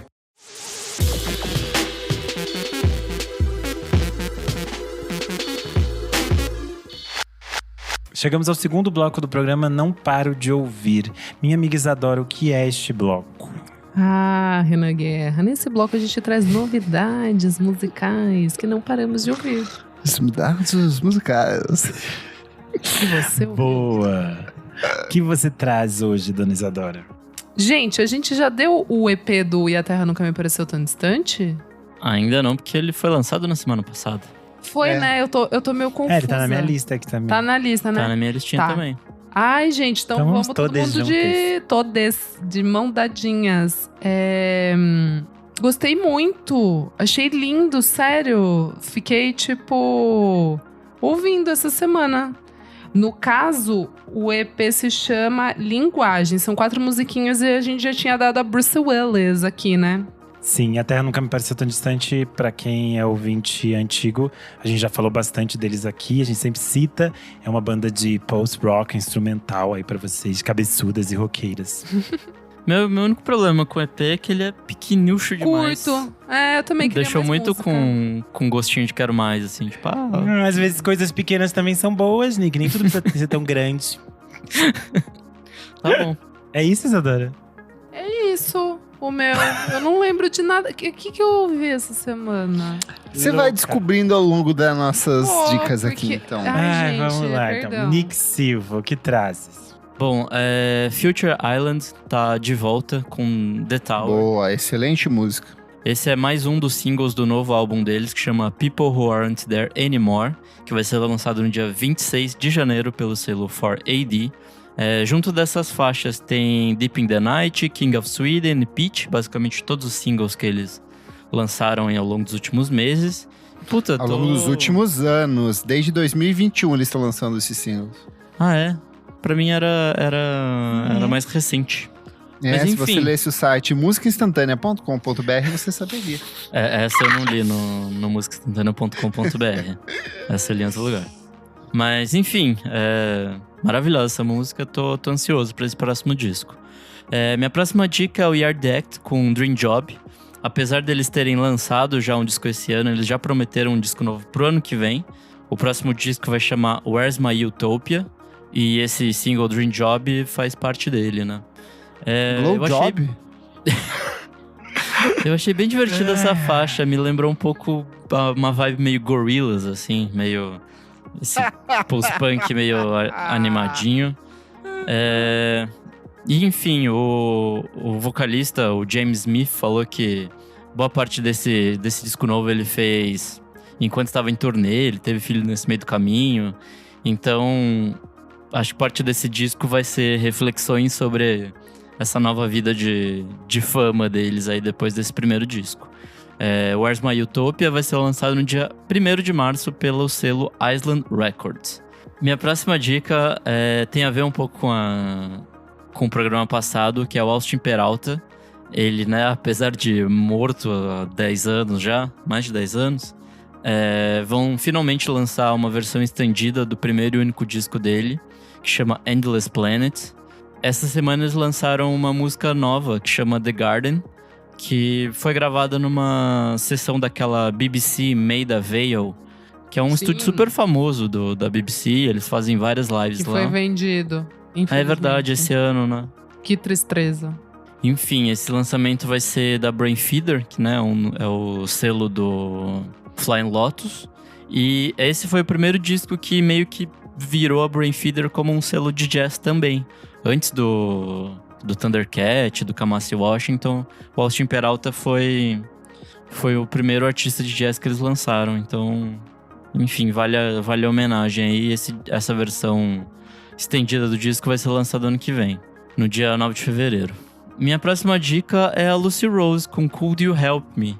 Ela estava sumida, ela estava sendo mãe, e aí ficou um tempinho sumida aí dos holofotes, mas ela voltou com essa musiquinha que é bem legal. Tem uma vibe meio jazz. Você acha que maternidade não é trabalho, então? Não, tô falando que ela se licenciou do trabalho de musicista para ser mãe. E aí estava curtindo o filho. Mas ela falou que tem ecos de Errol Garner, Duke Ellington, Debussy, Little Sims nesse novo disco. Então, enfim, tá diferente do que a gente lembrava da Lucy Rose antigamente. E é isso, minhas diquinhas de hoje. Boa. Você quer que eu vá antes, Kleber? Eu vou depois? Não, eu não vou falar do Brujo. Pode deixar, eu deixo pra você. Não, aqui tem várias coisas que a gente vai brigar, mas vai você primeiro, a gente vamos. vai. Tenho certeza não que não vamos. Tem várias coisas, minha lista bem grande. Mas como você Vai mesmo lá. disse, Renan, tamanho não importa. Às vezes coisas pequenas é que fazem a diferença. Vou começar por música. O Duck Sauce, aquela dupla Nossa maravilhosa Senhora. dos anos 10, lançou uma música excelente, se chama La La La. É o novo single deles, o primeiro em 2 anos. E é aquele housezinho delicioso com fundinho de música pop pra quem gosta, pra quem cresceu ouvindo Barbra Streisand. Vai nessa música que não tem erro. Indo pros discos, Sofia Corteses, que eu estou falando Certo, tava na minha lista, várias viu? Eu Mas ouvi essa aqui uma é minha música porque eu tô falando. maravilhosa. Porque você foi antes, que você é safada, você queria roubar as minhas mulheres da música eletrônica. Eu estou falando da Sofia bom. Corteses aqui, as últimas edições todas, a cada novo single, ela lançou finalmente o Madres, que é o primeiro trabalho de estúdio da carreira dela. Como eu havia falado, ela buscou inspiração na própria mãe, que venceu um câncer. Ela fez uma música para chamar a atenção de um médico que fez um tratamento, como é que se diz? Experimental com a mãe dela ali para ela conseguir sobreviver.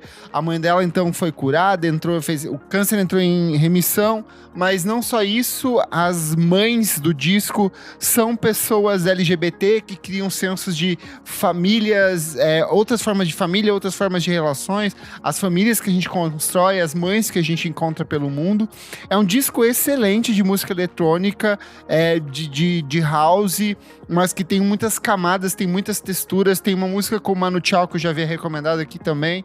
Assim, é um dos discão de música eletrônica, e eu acho que tem muita textura, muita camadinha, muita coisa ali no fundo, que eu acho que destaca muito o tipo de som que vem sendo produzido pela Sofia Corteses, que é uma produtora peruana, mas que hoje reside em Berlim. Gostou, Renanzinho? Eu adorei, achei um álbum muito, muito bonito.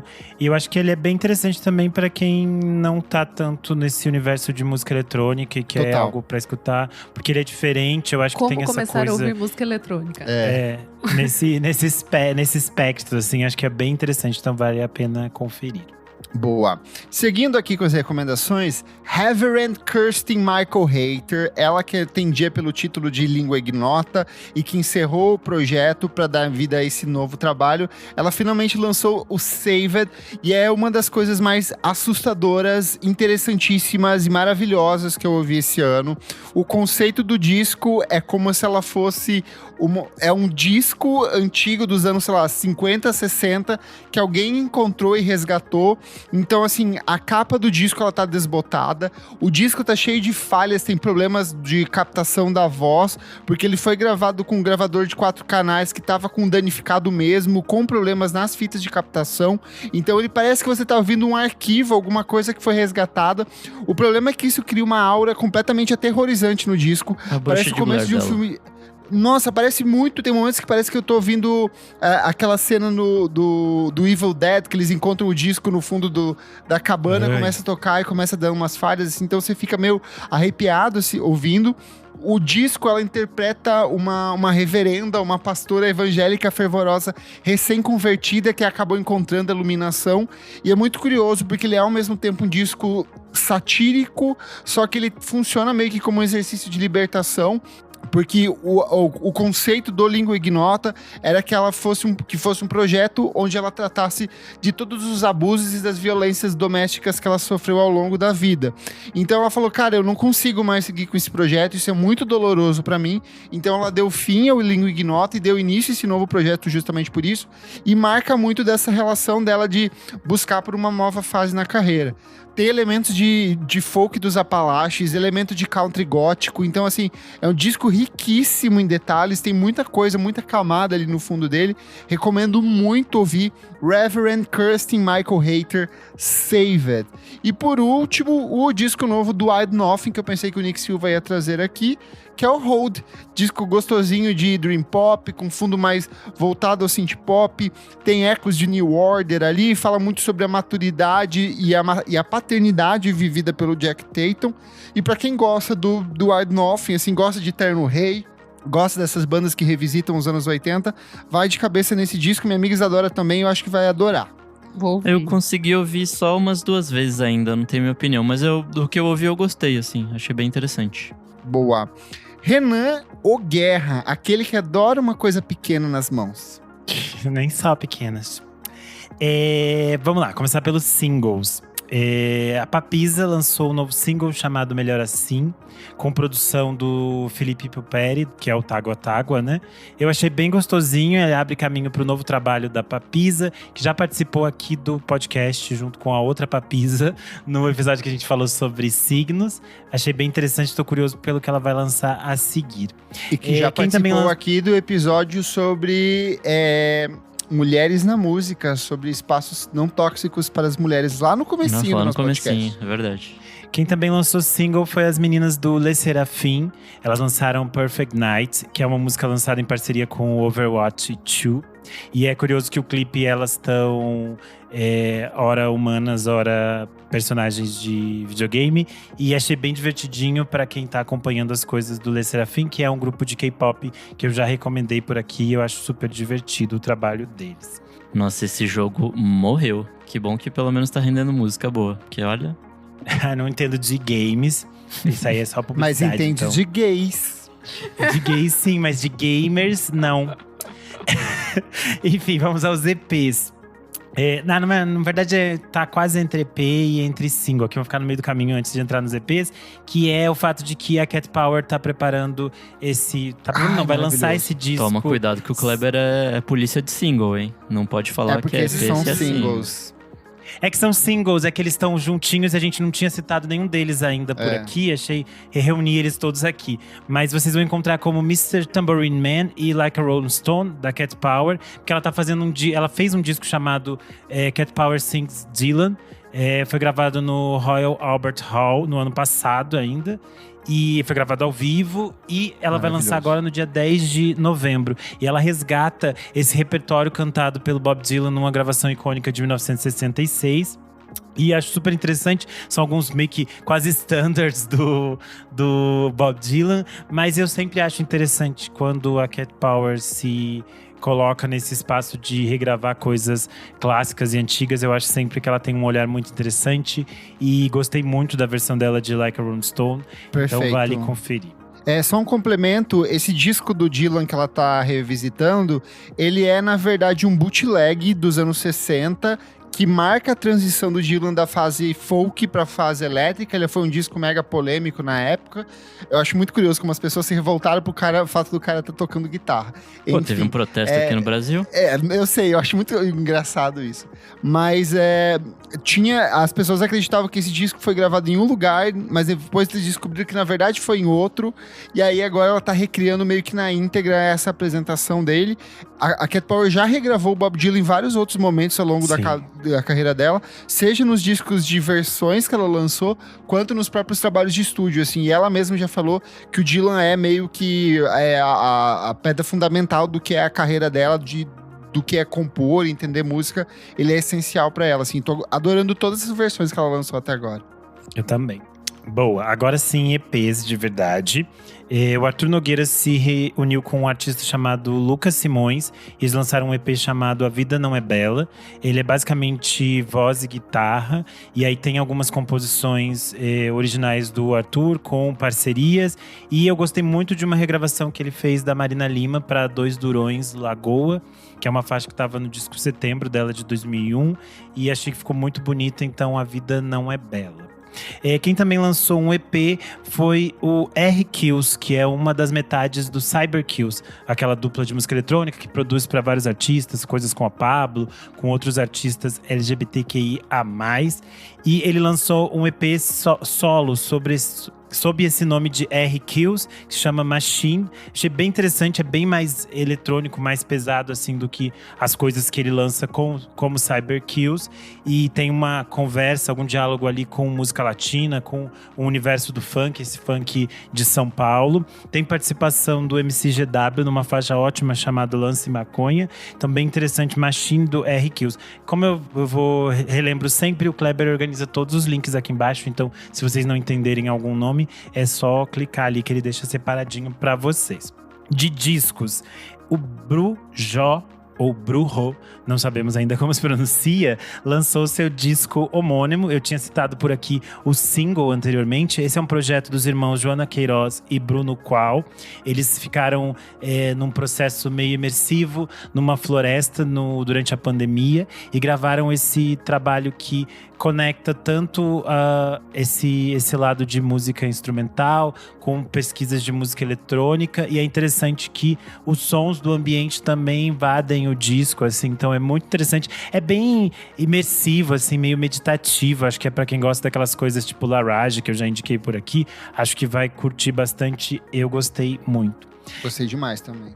Um disco que eu tinha deixado passar, mas saiu acho que na semana passada, é o novo disco do Ed Mota. É o 14º álbum da carreira dele, o Behind the Tea Chronics.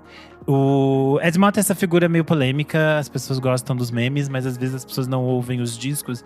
E ele é um artista muito foda, e nesse caso é um trabalho inteiro em inglês, que ele fez inspirado em filmes e séries que ele gosta muito, porque além de maluco por música, ele também é maluco por vinhos, séries e filmes. Uhum. E é bem interessante, passei por esse universo do soul, do jazz, essa coisa meio grooveada, que é bem o clássico do Ed Mota, mas é um disco muito, muito bonito. Quem também lançou disco é a Marina Herlop, que é uma artista catalã. O disco se chama Nekuja. É bem experimentalzão, assim, é uma coisa mística.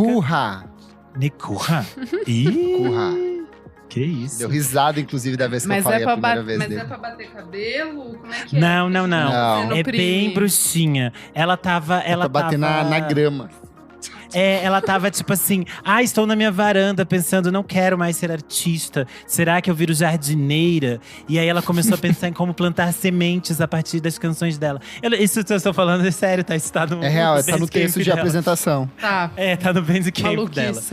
Mas tem tudo a ver, gente, porque tem uma coisa meio floresta, tem uma coisa meio Bjork passeando na Islândia no meio A ideia do disco é que ele é meio que um jardim conceitual, assim, entendeu? Um bosque encantado. Só que é bem interessante, tem essa coisa meio bucólica, essa coisa mística, mas é muito bonito como ela costura as vozes, como tem esse processo de trabalho. Eu acho que é bem interessante pra quem gosta dessas mulheres experimentais, tipo Laurel Halo, Juliana Barwick, todas essas coisas que vão pra esse espaço que explora bastante. Até pra quem gosta da fase Bjork conversando com os pássaros, todas essas coisas, acho que funciona bastante. E a Marina vai tocar no Primavera Sound desse ano, no dia 2 de dezembro.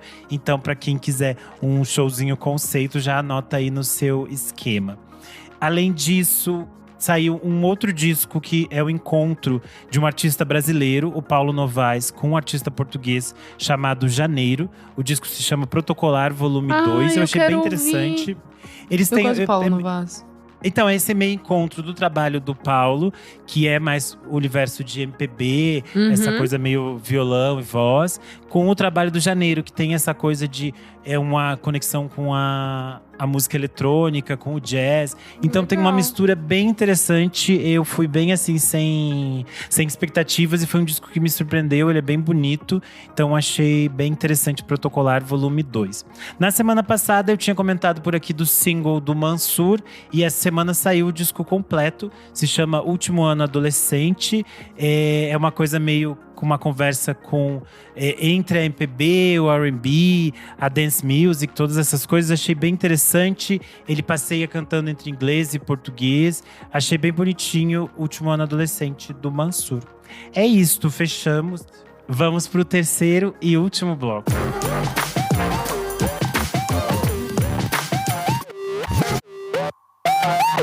Começando o nosso terceiro e último bloco, você precisa ouvir isso. Nick, o que é esse bloco? Nesse bloco a gente dá dicas atemporais de qualquer coisa. Boa, o que você traz? Bom, duas coisinhas. A primeira é, ainda inspirado no programa da semana passada sobre jazz, eu vou resgatar um disquinho que eu acho muito legal, que é de jazz japonês, um cara chamado Ryo Fukui, com um disco chamado Scenery, de 1976. É uma capa absurdamente linda, assim, um dotone vermelho e tal. Depois de você já estar iniciado, depois do programa passado, né? E pra quem gosta de Bill Evans, John Coltrane, essas coisinhas meio modal jazz, bebop, cool jazz, vale muito a pena, assim. São poucas musiquinhas, mas são todas muito boas. É um disco bem interessante. É o primeiro dele. É um disco que ficou meio esquecido, assim. Tipo, a galera mais redescobriu ele do que ouviu na época. Então, é um disquinho que vale a pena. E minha segunda dica é para quem está em São Paulo nesse final de semana. Nos dias 4 e 5 de novembro, vai acontecer na Biblioteca Mário de Andrade a Feira Miolos. Eu gosto bastante, é uma feira de não só quadrinhos, mas de quadrinhos e artistas gráficos de todo o Brasil. E aí, enfim, são esses 2 dias, das 11 às 19, rola lá venda e mostra de muito material interessante. Eu acho que eu devo ter falado ano passado sobre essa feira e vale muito a pena. Sábado e domingo, se tiver de bobeira em São Paulo, vá nessa feirinha que é bem legal. E é isso. Boa! Renan Guerro, o que você traz? Bom, no dia 8 de novembro se inicia a 31ª edição do Festival Mix Brasil. Eu já falei dele aqui em outros anos. É o Festival de Cultura da Diversidade, é um dos maiores festivais de cultura da diversidade da América Latina. É um momento super importante, acontecem muitas coisas pela cidade, algumas coisas acontecem de forma online, mas tem muita coisa aqui em São Paulo. Então tem peças de teatro, exposições, tem experiências imersivas em realidade virtual, tem o show do Gongo com a Marisa Hort, todas essas coisas clássicas. E obviamente eu fico imerso na mostra de cinema, que sempre tem estreias muito importantes. E esse ano tem algumas coisas muito legais na lista de filmes que vão ser exibidos. Um dos filmes que vai ser exibido é O Peixe Abissal, que eu já recomendei por aqui, que é o documentário sobre o Luiz Capucho, que é muito lindo. Quem tiver a oportunidade, assista. Vai estrear por aqui também o Levante, o filme da Lila Halla, que foi premiado pelos críticos de cinema em Cannes esse ano.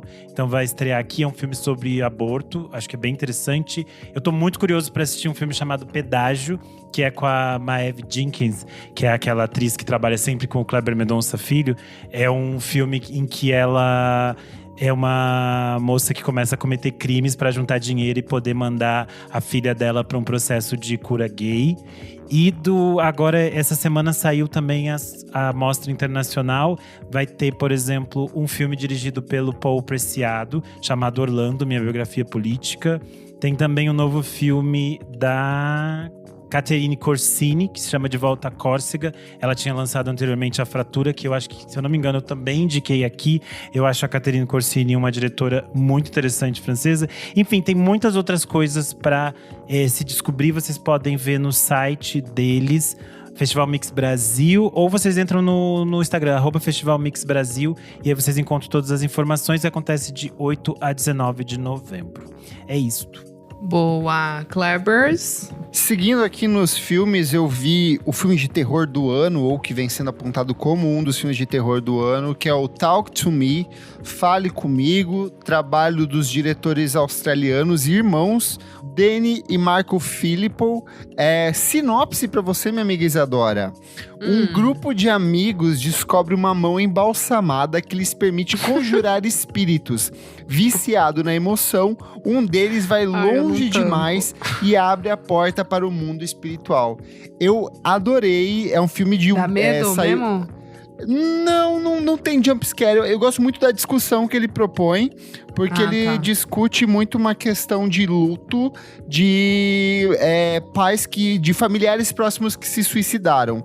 Então eu acho que tem aquela desconfiança que a pessoa tem. Será que a pessoa se matou? Será que ela morreu por engano? Tem toda uma questão em relação a isso.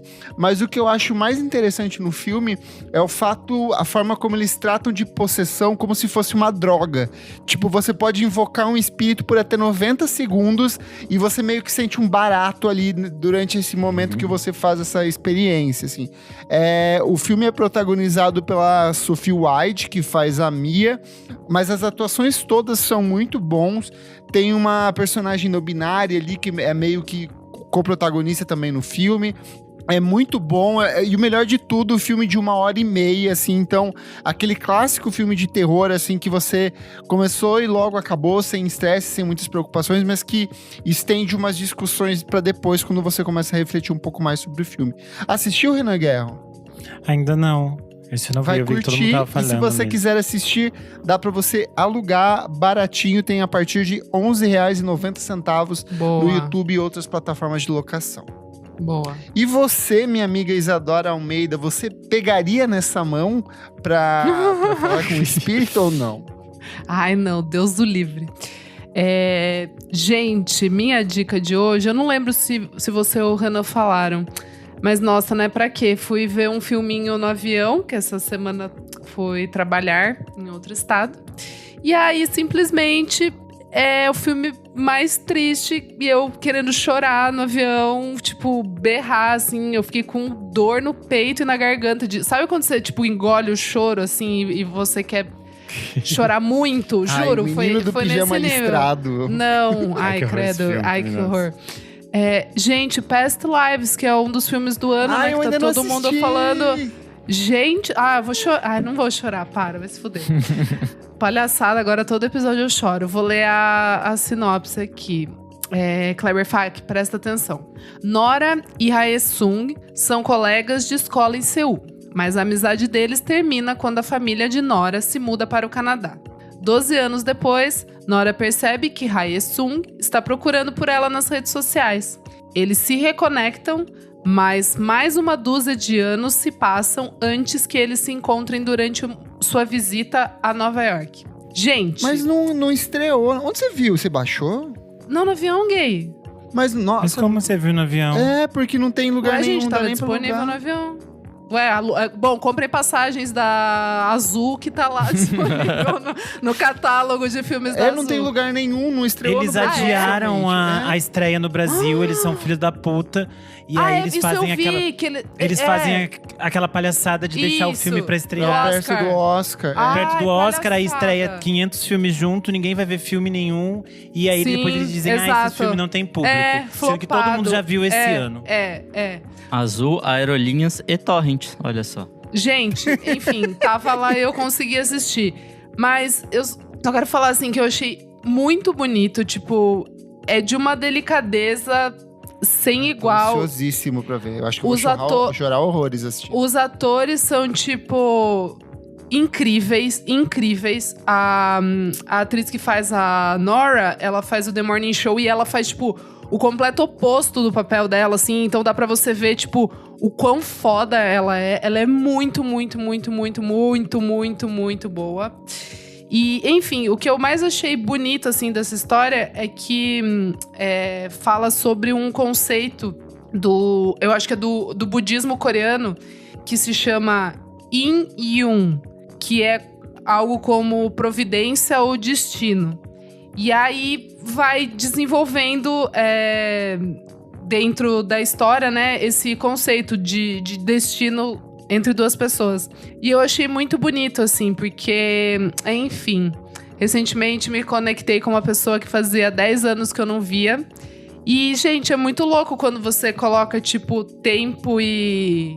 sei lá, tipo, tempo e espaço, né? Tipo, não poder estar no mesmo lugar, o tempo, o que aconteceu durante esses anos, como as coisas se reconectam. Então, e aí, enfim, muito lindo esse filme, gente. E de verdade, eu fiquei com dor de cabeça do tanto que eu queria chorar e as pessoas dormindo no voo, babando, e eu, tipo... Maravilhoso, gente. Maravilhoso. Ai, como é o nome da diretora mesmo? Celine Song. E aí é um pouco... tem algumas coisas autobiográficas, assim, da vida dela. E eu achei muito lindo. Gente, filmaço mesmo. Não tava esperando nada e entregou tudo. Arrasou, quero muito ver. Comentários referentes à última edição do nosso podcast, o programa número 271, em que contamos com a colaboração do Rodrigo Correia, do Balanço e Fúria, e a gente montou uma lista de como começar a ouvir jazz, e aí eu perguntei lá no nosso Spotify para as pessoas quais são os caminhos que os nossos ouvintes indicavam para as pessoas começarem a ouvir jazz, e o JB Oliveira Jr. falou: o rap me abriu as portas para drogas mais pesadas, kkkk. Guru, Jazz Mataz, Jazz Libertators, trio francês maravilhoso. Bom, aqui no Instagram, eu vou começar lendo um comentário elogioso pra mim mesmo. Que é o @137magdiel comentou: Renan Guerra, te amo! Eu era uma pessoa garimpeira ao extremo, que não dava conta de tudo que descobria. E hoje tem um filtro de só ouvir, se for ouvir coisa que nunca tinha ouvido antes. Se tiver mulher na formação ou pessoas queers. Aí eu tava ouvindo o programa e pensando, caralho, é tudo homem, né? Esses nomes, tudo que eles estão falando. Tava afim de umas dicas de jazz. Aí vem o Renan no final do programa e pô, o Tom ele dica só com mulher. Fiquei muito feliz. Obrigado e siga sempre assim, meu querido. Cheiro pra você. Obrigado, adorei. Comentário da Carla Lima. Ela falou: nossa, eu amo as dicas do Kleber. Sou apaixonada por tudo que ele traz. O Kleber é o melhor participante desse Que invejosa! Louca! A Rodrigo apresentadora inventando comentário. Ai, ai. Comentários by Rodrigo aqui. Comentários da Carla Lima. Ela falou: gente, estava ouvindo a trilha do Cowboy Bebop 2 segundos antes de ver o tema do episódio. Acho incrível pra começar porque é bem animado. Boa. O _ Rodrigo Bege falou: curti demais o episódio. Comentário do Samuel Valery. Ele falou: qualquer disco de hard bop. O Lucas da Ascensão, né? Falou: essa série de como começar é boa demais. Episódio primoroso, galera. Ai, obrigado. Comentário do John Dantas. Minha porta de entrada foi o Time Out do Dave Brubeck Quarter. Amo! Aí, o 137 Magdiel, ele também comentou aqui marcando o Omnis Canid. E aí ele marcou ele falando que falaram ele do episódio. Maior site de downloads criminosos e autorizados do Brasil. Nossa, esse é velho, hein? Tem mais de 10 anos já, ixi. E aí o Magdiel marcou falando que foi o menino Kleber que citou. E o Omnis Canid falou: o nome é reciprocidade. E aí ele comentou posteriormente, depois que ele ouviu o episódio, falando: voltei pra dizer que Bituca diz que jazz significa liberdade. Achei que vocês gostariam da info. Perfeito. Tudo. E por último, comentário aqui no Spotify do Alexis Vaz. Ele deu 2 dicas. Miles Davis com Beaches Brew, excelente. E Naergia com Bloom, em especial o single River Fest. A @OffTheDoor aqui pra fechar comentou como dica o disco da Ana Mazzotti, Ninguém Vai Me Segurar, que é descasso. Ai, tudo, já recomendei aqui. E comentário aqui, ó, do Benjamin Arrola. Ele falou: odeio Renan Guerra. Eu vou ser ridícula! Eu sou o @KleberFac no Twitter e no Instagram. Dicas diárias de música todos os dias. E você também acompanha o meu site musicainstantanea.com.br. Eu sou @AlmeidaDora no Instagram, AlmeidaDora _ no Twitter. E é isso. Ah, sou eu. Eu sou _Renan Guerra no Instagram, no Twitter e no TikTok. Eu sou _ Nick Silva no Twitter, Nick Silva no Instagram. E você lê meus textos lá no Monkey Bus. Não esquece de seguir a gente nas nossas redes sociais, @podcastvfsm em tudo. Segue a gente na sua plataforma de streaming favorita e, se puder, seja um de nossos maravilhosos apoiadores. Você tem acesso a programas lançados com bilênios de antecedência, participa do nosso grupo fechado para apoiadores, ouve fofocas exclusivas sobre artistas aqui e participa das gravações e participa aqui das gravações ao vivo, como ele, que está cada vez mais musculoso nessa foto, o Marco Antônio Gomes, como o Gabriel Benevides, como o Eduardo Távora, como o Emerson Barbosa, como a Tuane Malman, o Leonel Moura, o Valmor Viana, o Jefferson Kozenieski, o Fabrício Neri e a Beatruzes, ela que foi uma das protagonistas da série Skins. Muito obrigado pela sua audiência e até a próxima edição do nosso programa. Até a próxima. Tchau, tchau. Tchau, tchau. Tchau.